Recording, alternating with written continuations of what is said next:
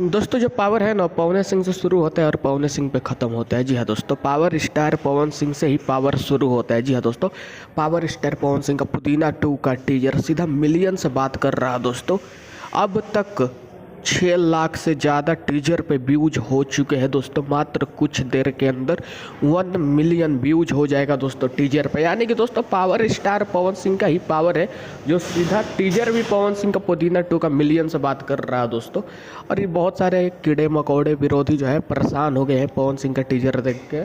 तो power star Pawan Singh का काम ही है विरोधियों को जो है लाइव में आके रोना धोना करके जवाब नहीं देते हैं, गाने के माध्यम से, अपने काम के माध्यम से और अपनी आवाज़ के माध्यम से विरोधियों को जवाब देते हैं। तो दोस्तों आप लोगों से बस यही कहूँगा कि पुदीना 2 आप लोग ज़्यादा से ज़्यादा सुनना और आग लगा के रख देना है और विरोधियों को बता देना है कि विरोधी ना तो तुम पवन सिंह के सामने कभी टिक पाए थे और ना ही कभी तुम टिक पाओगे पवन सिंह के सामने।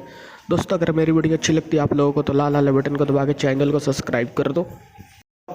और पुदीना 2 कितना मिलियन जाएगा गाना आप लोग कमेंट करके बता ही तो, विरोधियों को जलाना है ना।